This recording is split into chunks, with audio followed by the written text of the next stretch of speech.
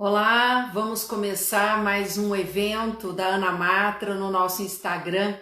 Um evento, na minha opinião, muito aguardado para discutir com propriedade com uma professora, doutora, mestre, advogada, experiente, nessa temática que envolve o trabalho e os aspectos da economia. Falo que é importante porque, por vezes, a gente observa debates relacionados ao caráter econômico sempre baseados muito na ideia de senso comum. Nada melhor do que trazer como a professora Ana Frazão para então discutir conosco, para além do senso comum, o que está posto, quais são os desafios em tempos de pandemia e de pós-pandemia para um mercado de trabalho, que seja um mercado de trabalho que, de fato, promova um direito ao trabalho. Acabo de convidar e acaba de entrar, então, a professora Ana Frazão, professora, volto a repetir, advogada, especialista, mestre, doutora, enfim, eu estou aqui para declarar que sou a sua fã, professora. Muito obrigada, Noêmia. Boa noite a todos. Eu é que agradeço a oportunidade de estar aqui discutindo um assunto que eu considero tão importante e tão atual. Professora, eu sei que nós temos uma abordagem que poderia envolver diversos aspectos, e aí eu vou propor que a gente comece, enquanto o pessoal está chegando, está entrando no nosso Instagram, eu proponho que a gente comece com uma análise, eu diria, mais estrutural. E dessa análise mais estrutural, quem sabe a gente pode ir descendo para alguns aspectos mais pontuais. Eu li alguns textos, e a propósito, textos de altíssima qualidade, que a senhora publicou, especialmente no portal do Jota. E ali naqueles textos, eu gostaria de começar com dois, então, economistas do nosso tempo. Paul Krugman, o americano, Nobel da Economia, Thomas Piketty, também um economista francês dos mais celebrados. E falando do primeiro, do Paul Krugman, eu queria lhe perguntar, no aspecto mais estrutural, o seguinte. Esse é um sentimento que tenho, não sei se você compartilha do mesmo. Quando se trata dessa polarização que toma conta de nós, notadamente na temática econômica, a impressão que fica é que, mesmo contra as evidências, tudo se tornou uma questão partidária. Ninguém discute mais as evidências, os dados estatísticos, o que está comprovado e o que não está. Atualmente se partidarizou mesmo debates como esse que exige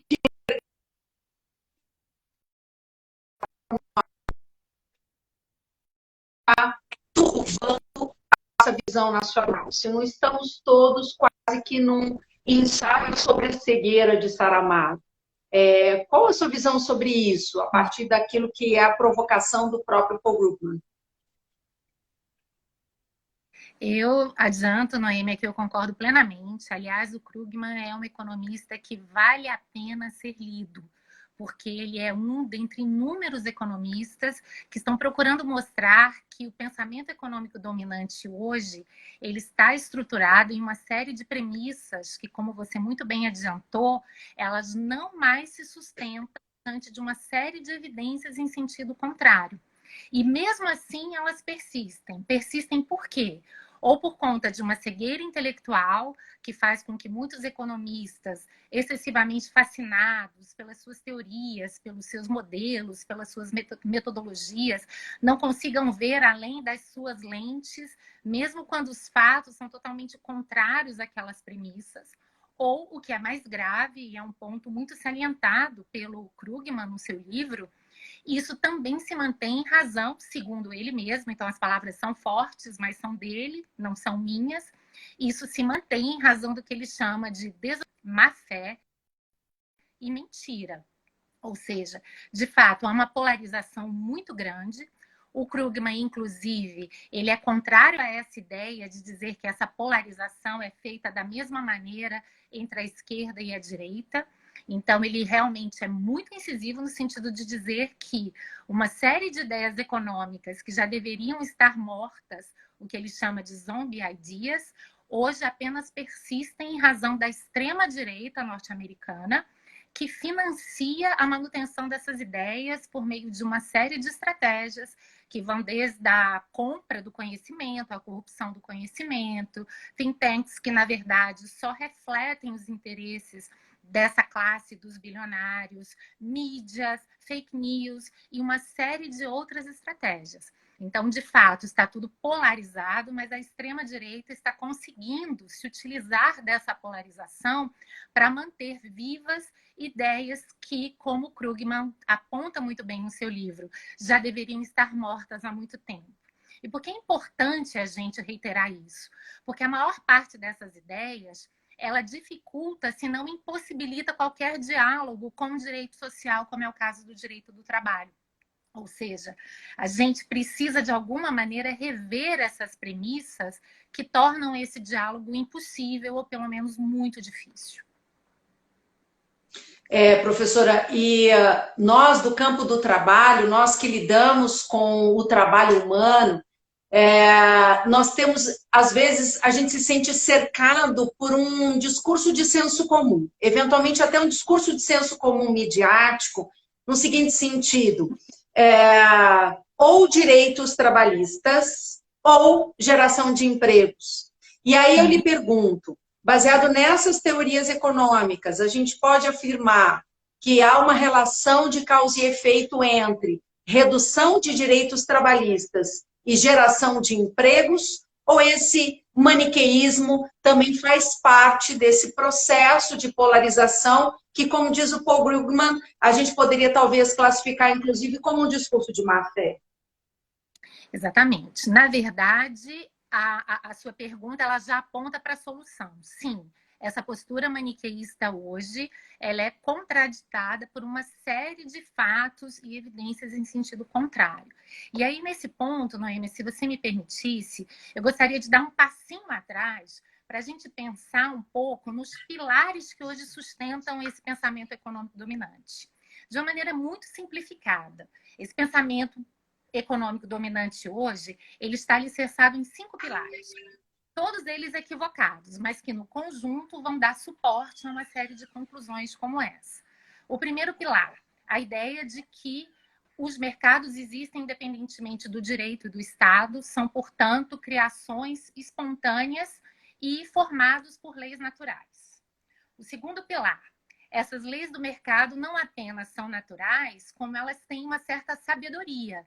Então, elas levam espontaneamente ao bem comum, elas tendem ao equilíbrio. Então, se pega um pouco aquela ideia da mão invisível smithiana, que sempre foi uma crença, o próprio autor nunca comprovou efetivamente que ela existe, mas se parte realmente da premissa de que o autointeresse individual acaba levando a uma harmonia social. Terceiro pilar, que eu acho muito complicado, foi um pilar introduzido pela Revolução Marginalista, pela economia neoclássica, que é uma economia que retira, uma teoria que retira da economia discussões sobre lutas de classe, relações de poder e teoria do valor. Então, basicamente, o mercado é um sistema perfeito, onde todos podem ingressar e acessar naturalmente nesse mercado, não há barreiras, não há desigualdades, não há diferenças de poder entre as partes, e todos serão recompensados de acordo com o seu mérito, de acordo com o seu esforço, de acordo com o seu trabalho duro, daí até uma narrativa de meritocracia. Então, o valor passa a se equiparar ao preço de mercado. Se o CEO ganha milhões e o trabalhador ganha um salário mínimo, é porque isso reflete a contribuição de cada um deles para a própria economia.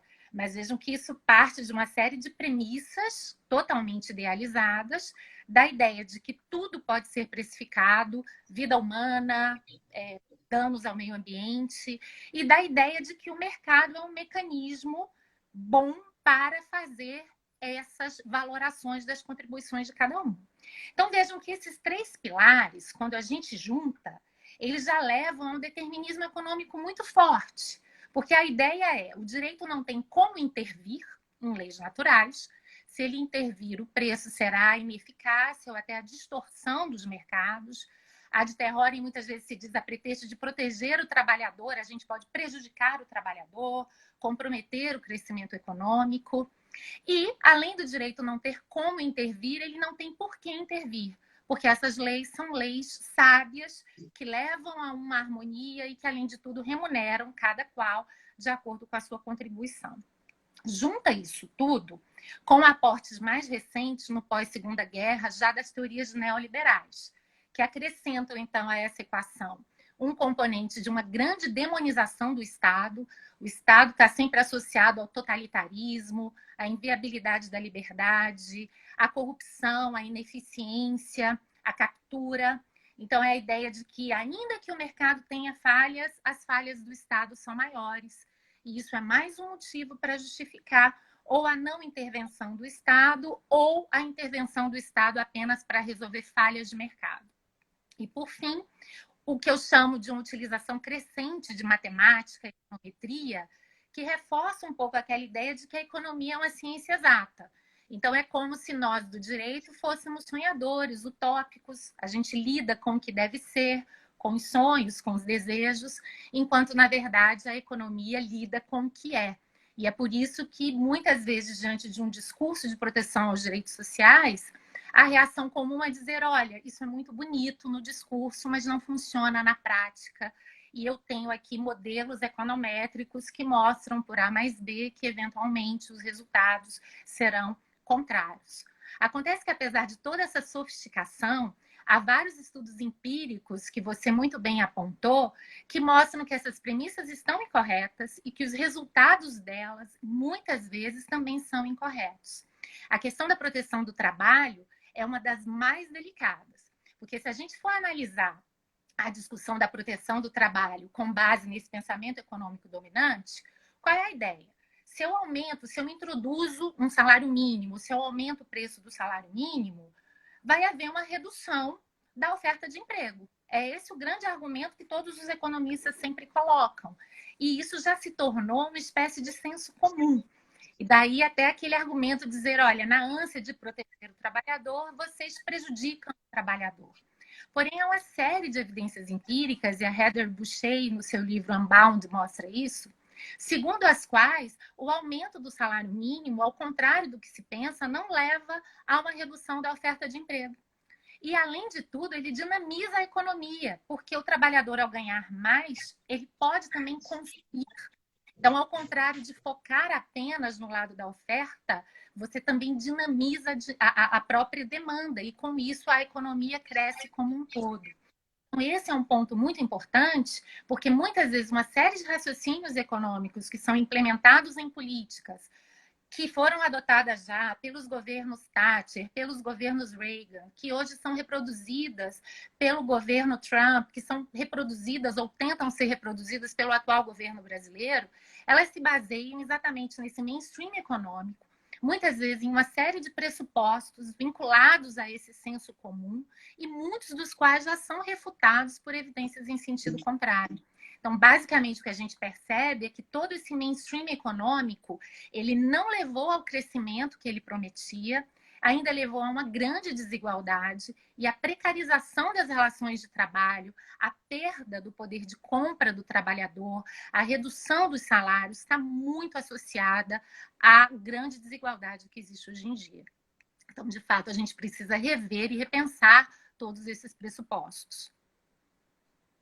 Então, professora, do que você mencionou, me chamou a atenção, me chamaram a atenção alguns aspectos, mas eu queria pontuar pelo menos 3.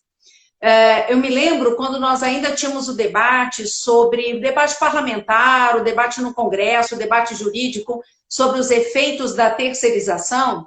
Eu me lembro muito bem que nós tínhamos vários dados estatísticos demonstrando que a terceirização em relação ao trabalhador terceirizado trazia diversos problemas.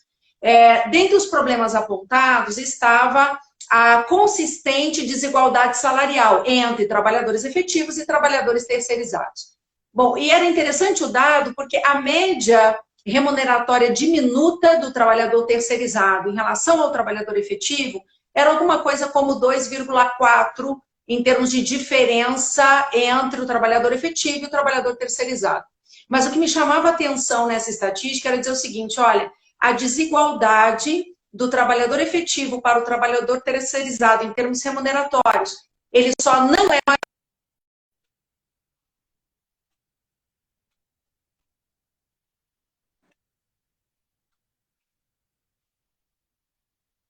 Uhum.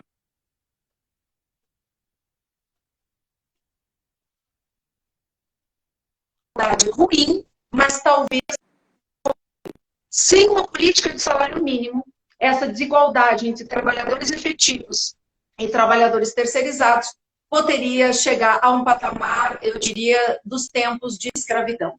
E falo da escravidão porque um dos nossos participantes aqui da live mencionou, e eu concordo, os discursos históricos na época da abolição da escravatura, justamente nesse sentido. A abolição da escravatura vai acabar com a economia não vai resistir à ideia do trabalho livre, do trabalho sem servidão, né?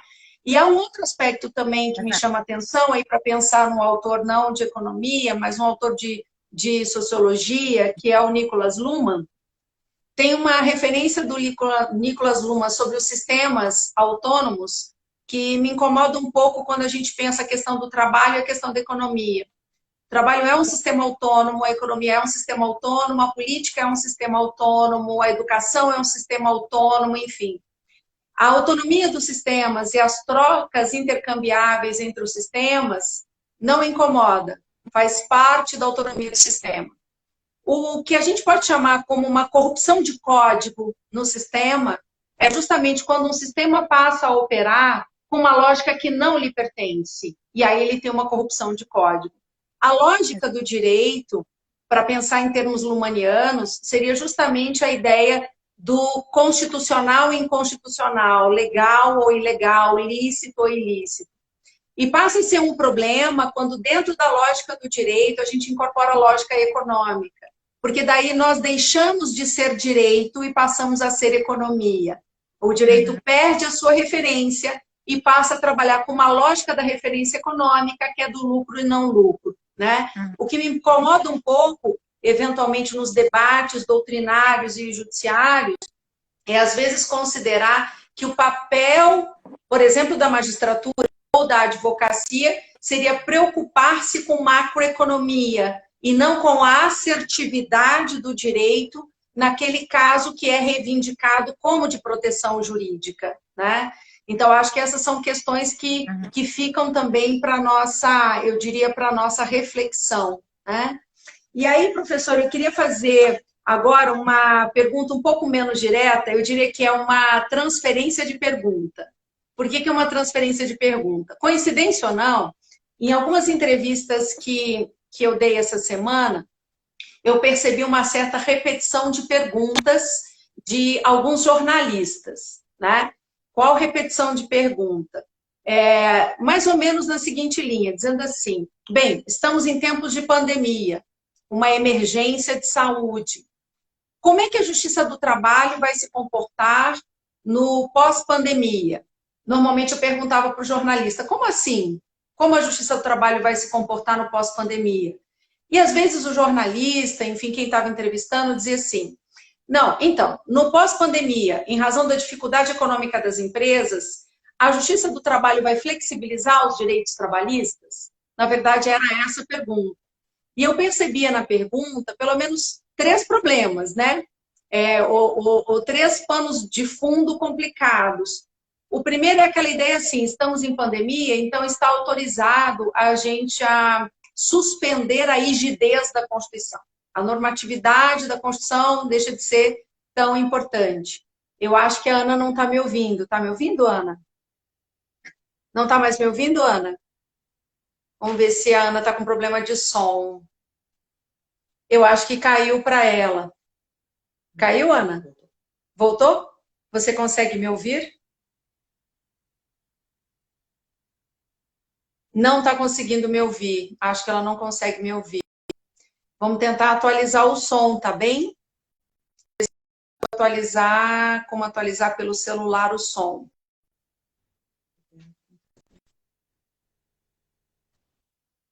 Ainda não, Ana? A gente pode finalizar e fazer de novo.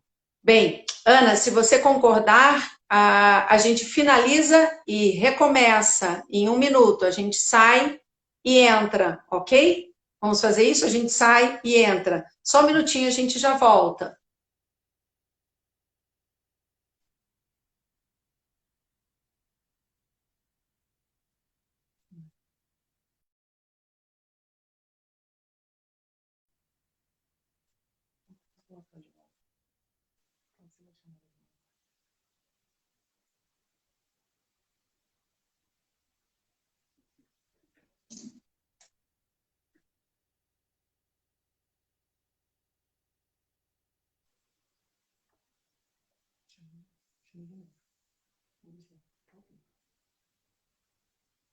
Ana, você me ouve? Estamos chamando você de volta.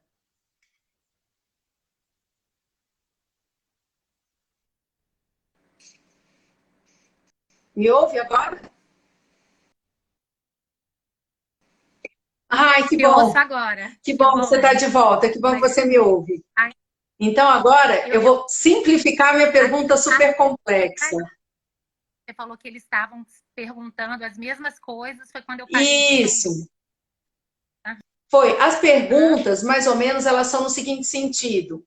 E a justiça do trabalho no pós-pandemia, né? Essa que é a ideia.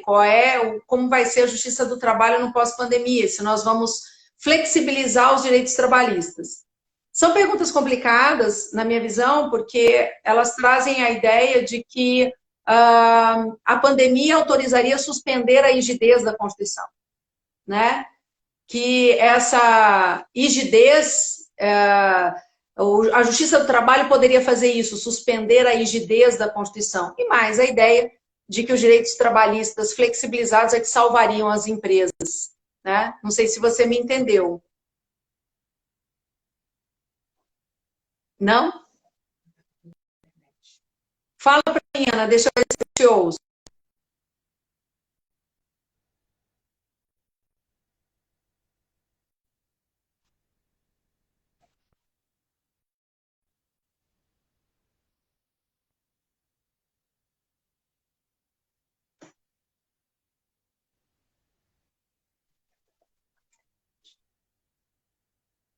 Convida ela novamente. Vou convidar você de novo, Ana.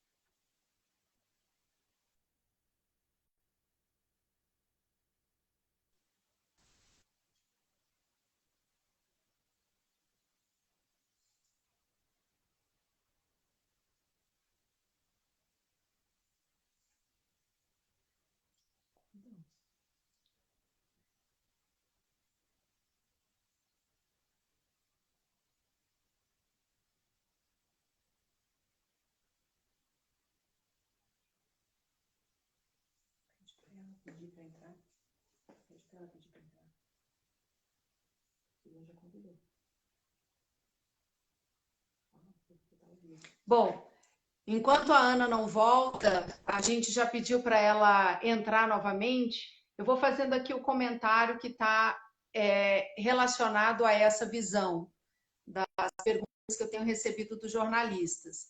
Eu acho que o complicador das perguntas é justamente esse: imaginar-se erroneamente, bom, primeiro, que a normatividade da Constituição ela ficasse suspensa durante períodos de crise econômica, o que não me parece adequado. O papel do Poder Judiciário e da magistratura do trabalho em particular é garantir a Constituição.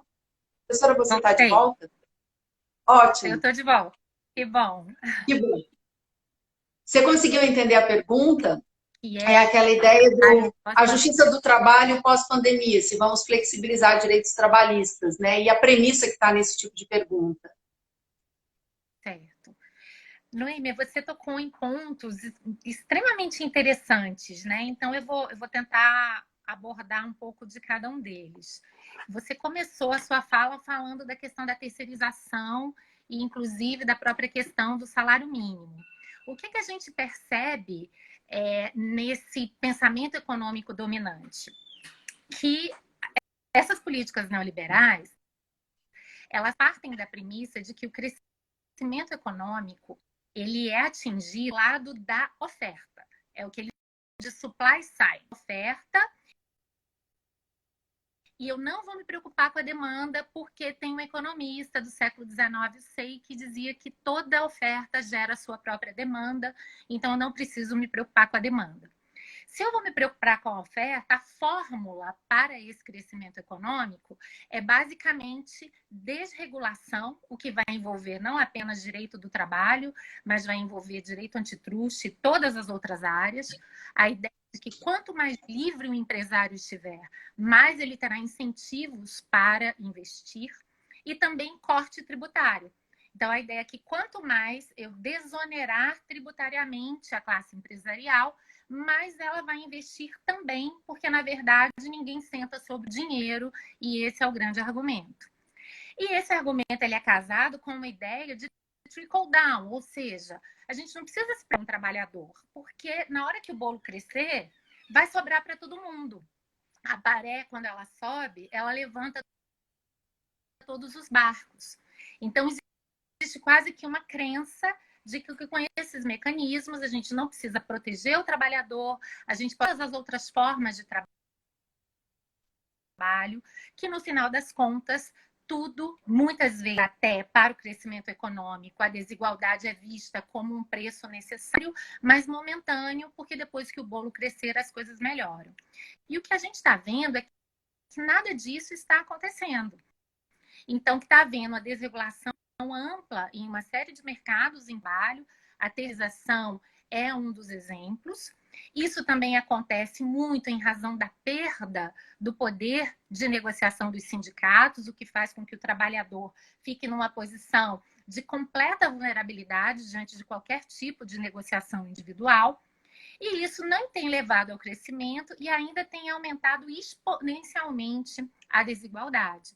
E não é sem razão que a proporção entre a remuneração de um CEO e a remuneração média de um empregado numa grande empresa norte-americana na década de 60 era de 1 para 30, em 2013 já era de 1 para 235.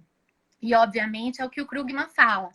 Não vamos culpar os trabalhadores em razão da sua falta de especialização, não vamos culpar a tecnologia, porque estamos diante de opções políticas e ideológicas. Então, na verdade, é fruto das nossas opções políticas do que propriamente de qualquer questão relacionada à economia em si. E aí é o que você disse. Se essa desregulação está levando a uma precarização e uma perda enorme do poder aquisitivo dos anda, então hoje a desigualdade, além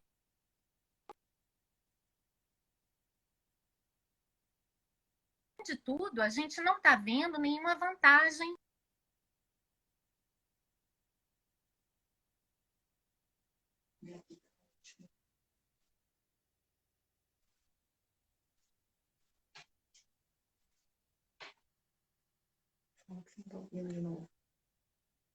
Sugere ela sair do Wi-Fi, então. Professora, agora eu não estou conseguindo te ouvir de novo. Cortou um pouco a sua fala quando você estava desenvolvendo essa parte relacionada ao que a gente pode dizer dessas falácias, né? Acho que vai precisar sair e entrar novamente. Está sem som, eu não estou conseguindo ouvir. Ok? Se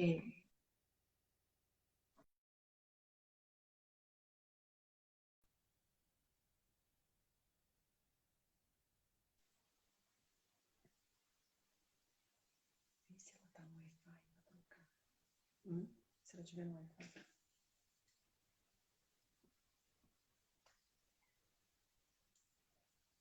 Bem, enquanto a professora volta, ela falava exatamente dessa questão das falácias econômicas, do crescimento do bolo, por exemplo. E tem um autor que ela trabalha muito bem nos artigos que tem publicado, que é o Thomas Piketty, que tem essa preocupação com a questão da desigualdade e do capitalismo, exatamente demonstrando que o mercado não é e nunca foi um elemento neutro. Agora me ouve? Exato. Agora eu te ouço perfeitamente. Você me ouviu até a parte em que eu concluí a questão da precarização? Isso, a precarização. Sim, ouvi, professora, logo depois que cortou. Né? Isso. A econômica você também traz com essa questão lumaniana. Eu acho que a gente precisa ficar muito atento a essas diferenciações funcionais, mas, ao mesmo tempo, me preocupa um pouco que o direito não dialogue com a economia, porque é muito importante que as decisões jurídicas possam levar em consideração também as consequências práticas dela na vida real. Então, o maior problema que é, Noêmia, não é o diálogo entre direito e economia, é que esse diálogo está sendo feito tão somente pelo olhar desse pensamento jurídico dominante. E aí, essa lógica econômica ela é totalmente incompatível com a proteção dos trabalhadores, com qualquer intervenção do Estado na economia. Ela é uma lógica que nos leva claramente a uma ideia de mercados livres. Porém, hoje, quando a gente olha essa nova literatura crítica da economia, quando a gente analisa os estudos empíricos que mostram por que esse pensamento econômico dominante não deu certo, a gente tem 1000 outras pontes para fazer um diálogo. Então, às vezes, eu tenho a impressão que esse diálogo está ocorrendo de uma maneira muito surda e os juristas teriam uma excelente oportunidade.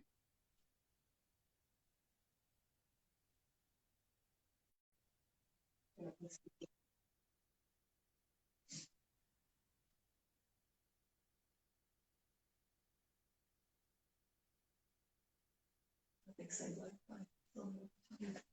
Continua falando. Escreve aqui isso para ela. Escrevi.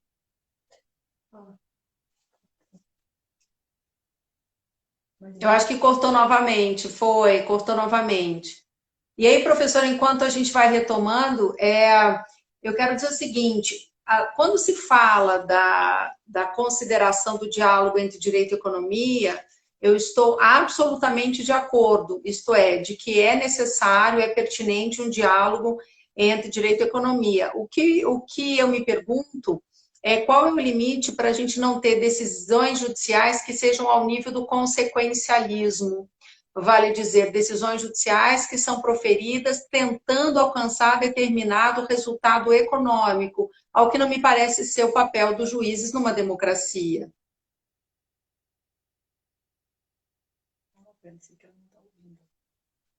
Professora, tenta usar o pacote de dados, talvez dê certo com a questão do som. Bem, vamos convidar a professora mais uma vez para o retorno, mas eu dizia que concordava com o que a Ana Frazão disse, em parte. Por quê?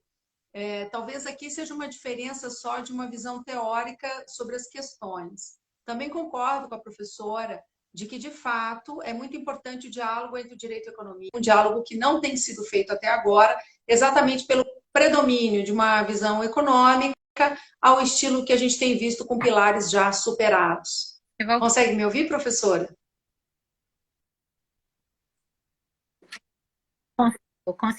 Eu concordo plenamente que o direito não pode ceder apenas a uma lógica econômica, isso é fato, né? Ele tem todo um próprio e esse código ele tem que levar em consideração, claro, o elemento econômico, mas também uma série de outras questões.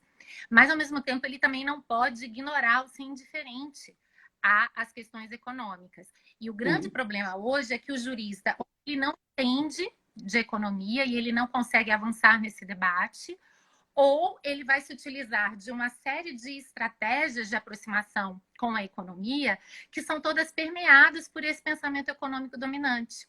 E esse pensamento ele é muito hostil para qualquer área que envolve o que eu chamo de regulação dura. Direito antitruste, direito do consumidor, direito do trabalho, direito ambiental. Ou seja, são áreas que lidam com proteções de vulneráveis ou com proteções de interesses difusos e que requerem uma intervenção mais forte do Estado. Então, a gente precisa saber que hoje existem muitos estudos empíricos e muitas teorias econômicas que não apenas justificam, como explicam muito bem porque o Estado tem que intervir, sim, nessas searas. A própria ideia de liberdade econômica, para muitos autores, ela envolve uma liberdade efetiva. Não há liberdade quando um sujeito, um agente econômico, está completamente à mercê do poder de dominação do outro. Vários economistas têm mostrado isso. Então, que eu acho que a gente tem um campo muito interessante para trabalhar esse diálogo, e infelizmente a gente ainda não trilhou. E é por isso que a gente perde tanto nesse diálogo, porque os economistas hoje são os grandes formuladores de políticas públicas, eles tendem a ver o direito a partir de uma perspectiva utópica, e sempre que a discussão sobre regulação dos mercados, proteção dos direitos sociais, eles nos respondem de uma maneira muito fácil. Ok, mas isso não funciona. E eu acho que nos cabe dizer, isso funciona sim. Na verdade, não funciona de acordo com a sua concepção, mas funciona de acordo com uma série de outras concepções, e há uma série de evidências empíricas que mostram que isso é possível. Né? Esse eu acho um ponto muito interessante. E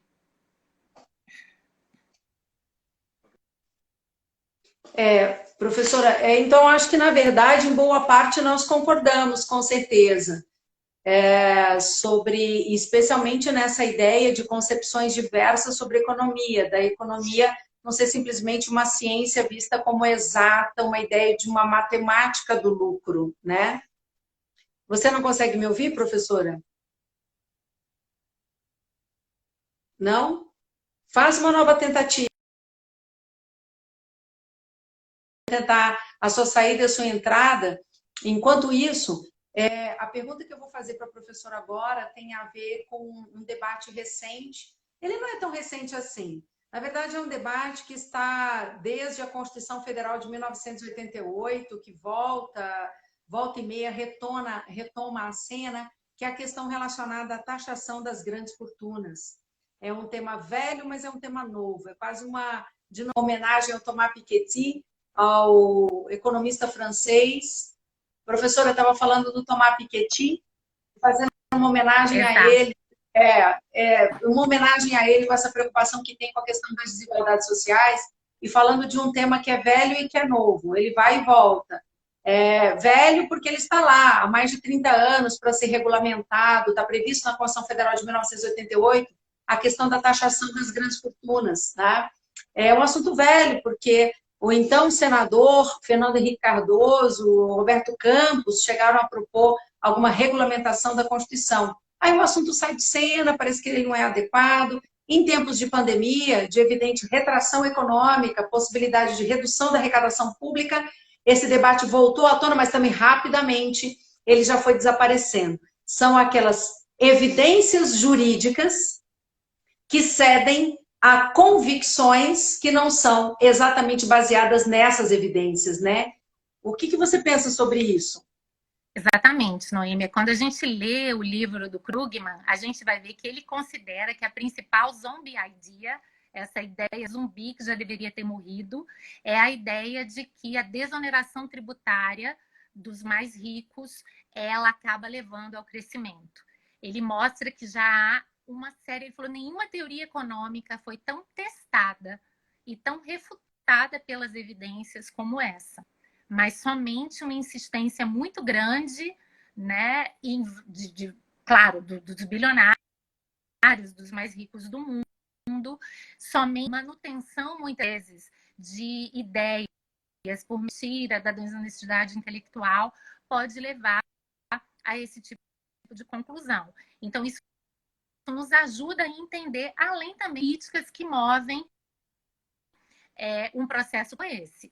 É muito mais fácil, diante de um cenário de pandemia, como você ver como grande culpado o servidor público, que, como o nosso ministro da Economia disse, está em casa, recebendo e com a geladeira cheia, do que, eventualmente, as classes mais altas, e aí você já afasta prioristicamente a tributação como uma forma de resolver esse tipo de problema. Então, eu acho que é extremamente necessário que isso seja repensado, sim. Acho que, do ponto de vista tributário, há uma série de saídas que precisam ser consideradas, especialmente numa situação delicada como essa. E já tentando até fazer um link, que em razão de todas essas eu acabei não conseguindo falar, o que esperar do direito do trabalho pós? Eu realmente sou otimista e espero que a gente possa sair disso melhor. Acho que talvez essa pandemia possa nos mostrar e possa nos dar a oportunidade para refletir que mercados são construções jurídicas, sim, que o Estado é necessário para a arquitetura desses mercados, que nem sempre esses mercados vão levar a resultados justos e que o Estado precisa intervir sempre que esses resultados não acontecerem. E, obviamente, que o direito do trabalho é uma dentre as inúmeras searas em que essa regulação jurídica ela é necessária. Não estou aqui com isso. Acho que ela parou de ver. Não, agora eu continuo ouvindo. Tá me ouvindo, Professora, continua ouvindo. Sim, estou ouvindo, principalmente essa parte relacionada a essa retomada do papel do Estado como agente regulador também. Exatamente. E esse é um ponto tão importante que também num livro que eu acho muito precioso, que eu abordei na minha coluna, que é o The Narrow Corridor, do Acemoglu e do Robinson. Eles mostram claramente que para a gente conseguir essa liberdade efetiva, é importante sim se utilizar de políticas distributivas via tributação, mas é muito importante que nas relações de trabalho, o trabalhador possa ter uma remuneração mais justa. Aí porque ele resgata a importância do sindicato. Ele diz, olha, o sindicato ele é fundamental em razão da sua importância política, porque de alguma maneira ele faz um contraponto ao pensamento da classe dominante, seja em razão da sua importância econômica, porque ele torna essas relações mais justas. E quanto mais justas elas forem, menos precisar se socorrer da tributação. Então, na verdade, são mecanismos que não são excludentes, mas podem ser usados em conjunto, de uma maneira adequada e parcimosa, para conseguirem minimamente atenuar essa desigualdade, que hoje é um problema para os países e Brasil. Né? Mesmo nos Estados Unidos, a gente já vê que eles não são mais um país de oportunidades, que hoje o principal fator que determina o futuro de uma pessoa é o poder aquisitivo dos seus pais. Então, vejam, de vista de um projeto de nação e de democracia, é absurdo. E, além dos resultados empíricos mostram que essa desigualdade hoje vem contribuindo também para um crescimento cada vez mais reduzido. O dominante é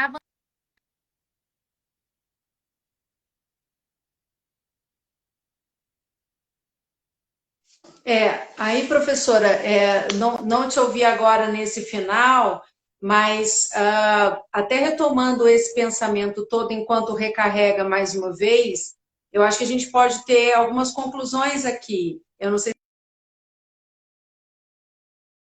Então, algumas conclusões. O mercado, ele não eu diria, o mercado ele não é neutro.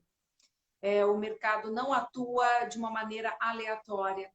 Os sindicatos, o trabalhador e o consumo são marcos regulatórios econômicos extremamente importantes. A justiça do mercado de trabalho, do mercado econômico, também são fatores de desenvolvimento que pudesse ser um desenvolvimento para todos.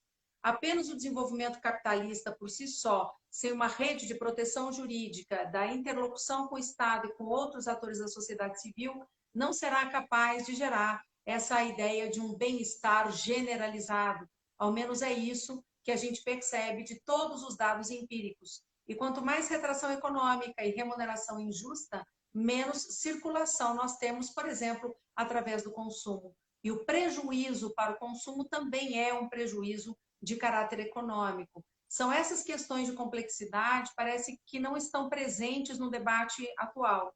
E a professora cita um aspecto extremamente interessante. Essa contraposição servidor público versus trabalhador da iniciativa privada atua muito mais como uma estratégia política de debate do que como uma evidência de caráter econômico.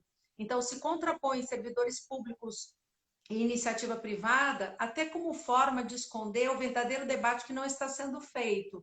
Por exemplo, a questão da taxação das fortunas, ou uma justiça tributária, um patamar tributário que a gente pudesse chamar de uma justiça fiscal, por exemplo, que falta muito ao país. E, nesse sentido, a Constituição de 1988 pode ser considerada uma Constituição extremamente moderna, porque ela trazia ali, de alguma maneira, elementos dessa, digamos assim, dessa economia que trabalha com evidências, e não só uma economia que trabalha com o que a gente vai chamar aqui de um partidarismo único ou de uma visão unidimensional, não é? Uhum. Exatamente, Noemi. Então, hoje o que a gente percebe, vários desses autores recentes, eles têm procurado mostrar, em primeiro lugar, a importância da liberdade econômica, mas num sentido efetivo, que envolve a ausência de dominação. Então, não dá para dizer que se o trabalhador ganha mal, ele é precarizado, ele é culpado por isso. Isso decorre da tecnologia ou da sua baixa qualificação, ou simplesmente do valor da sua contribuição. Parei aqui.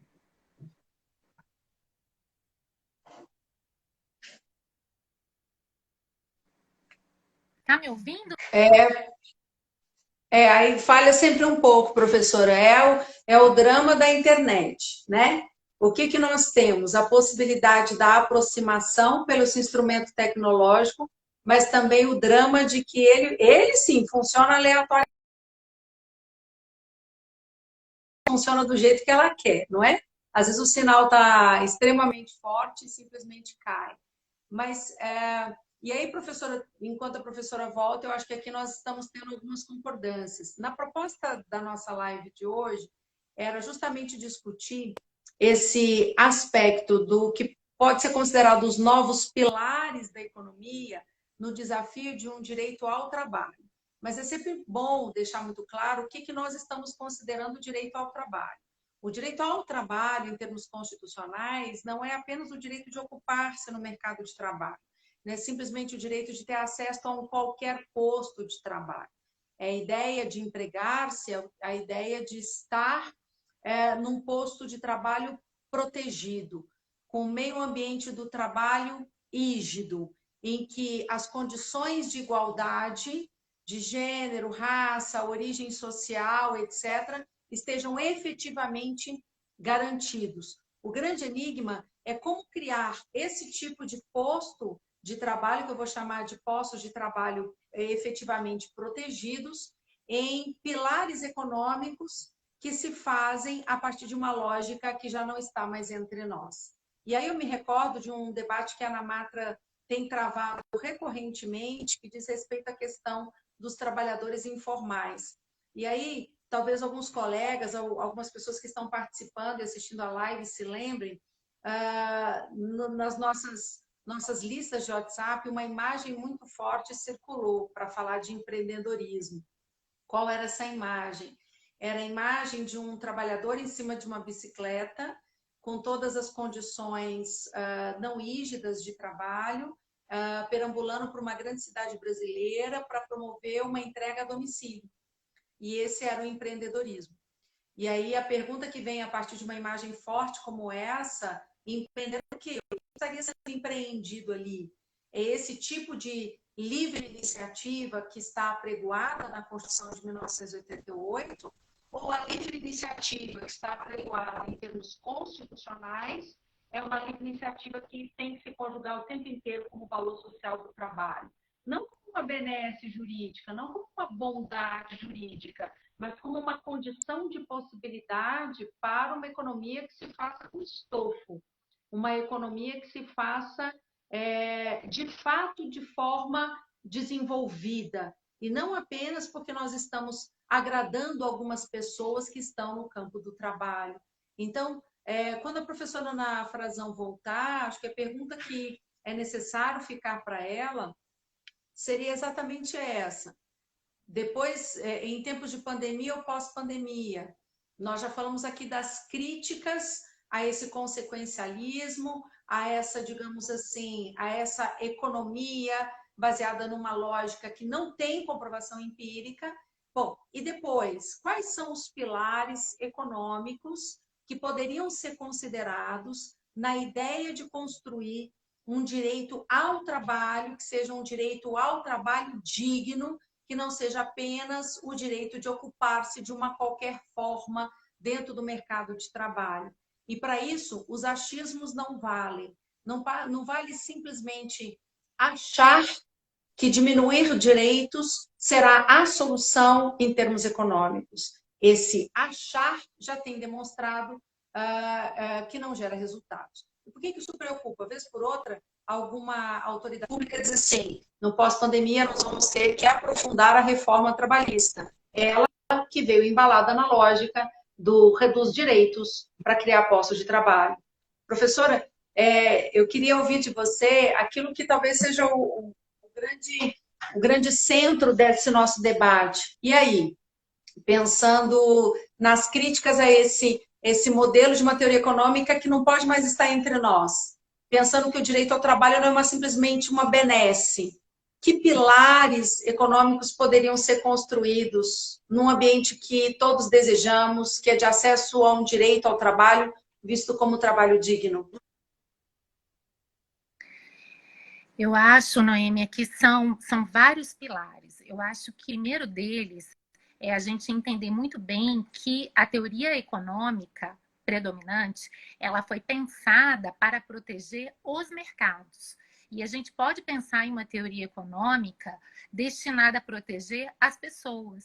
E quem está falando isso não sou eu. Num livro muito interessante, Good Economics for Hard Times, de dois economistas que ganharam o prêmio Nobel do ano passado, o Banerjee e a Esther Duflo, até uma grande honra, uma mulher nesse meio, eles defendem que a economia precisa passar a se preocupar com a dignidade das pessoas.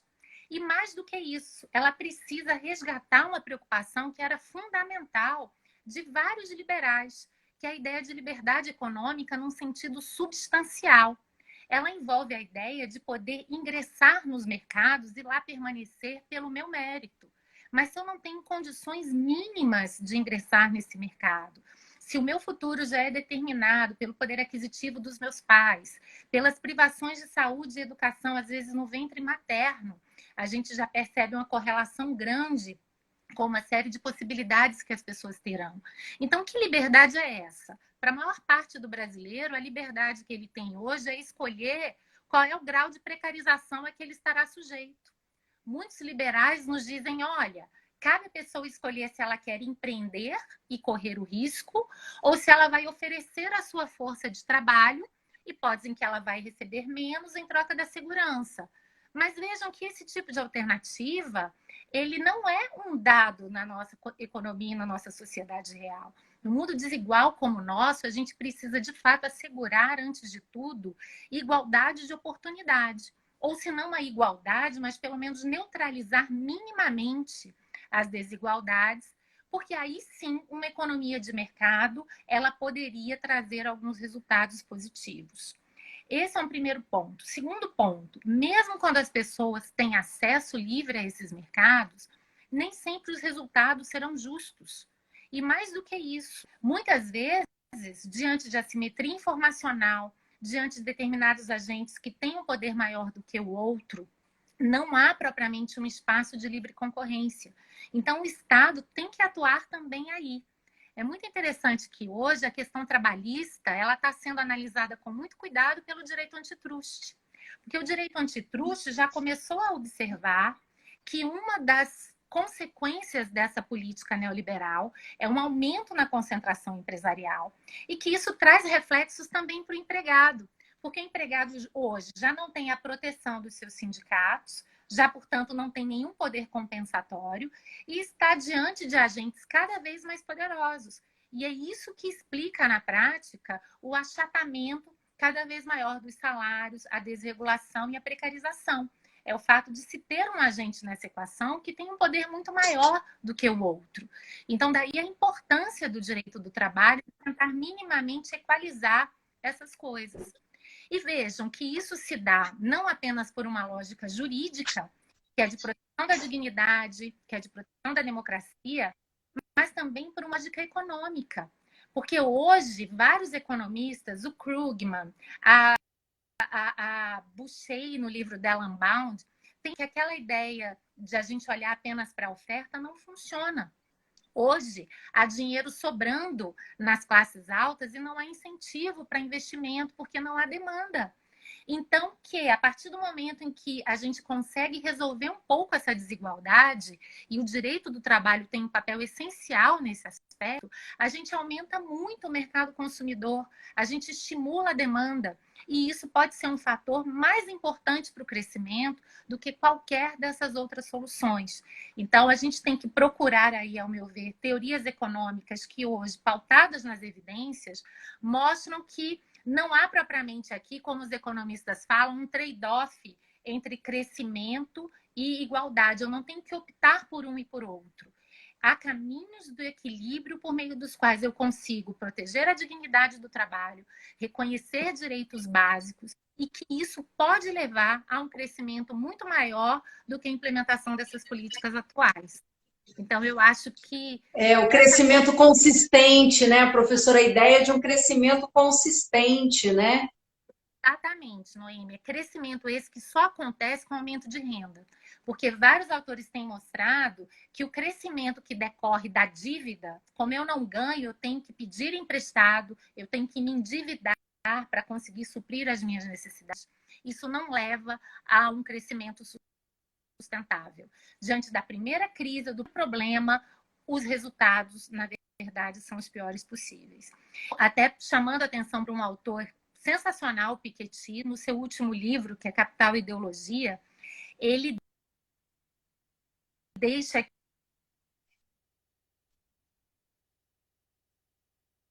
Nesse finalzinho, professora, está falhando novamente. Quando você falou agora do Thomas Piketty, na última obra dele, sobre a questão do capitalismo e a ideologia, como a desigualdade social ela pode significar, na prática, uma não economia, isto é, pensando numa economia com desenvolvimento para todos e para todas, a desigualdade social ela é um fator antieconômico e não na verdade, eu diria, um dado aleatório, uma consequência da economia. Bem, eu vou convidar a professora para voltar mais uma vez, para poder me despedir dela.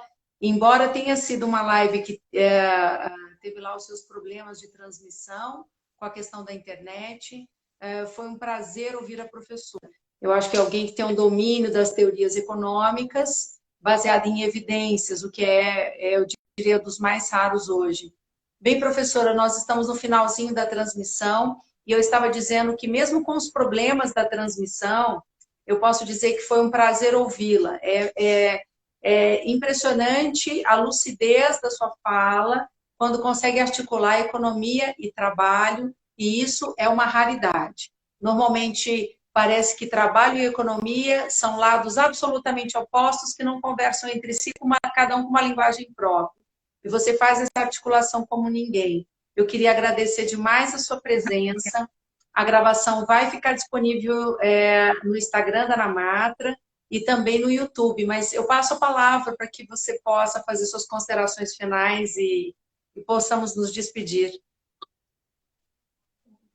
Que bom. Noêmia, eu acho que eu gostaria de concluir com duas questões.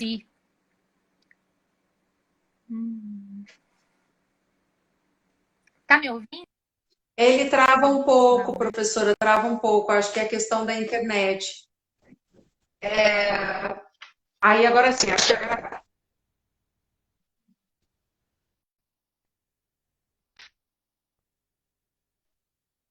Não ouvi de novo. É uma pena, professora, eu não consegui ouvir. Talvez se você... Isso, tenta fazer uma última entrada, porque a gente tem muito interesse em ouvir essa leitura do Thomas Piketty, que é uma leitura que você faz, eu já observei, trata muito bem em todos os artigos que publica. E vamos ver se a gente consegue o seu retorno para essa fala final. Quem sabe? Vamos ver se a professora volta. Se não, para todos que acompanharam até aqui, eu vi vários magistrados, magistradas, advogados, alunos, colegas do mestrado, doutorado, gente que pensa o direito do trabalho, pensa o direito do trabalho na perspectiva de dignidade. Eu agradeço a presença de todos. Recomendo fortemente a leitura crítica que a professora Ana Frazão tem, uma professora que consegue ter o domínio da teoria econômica e, ao mesmo tempo, pensar a questão do trabalho dentro desse domínio. Um abraço para todos, para todas.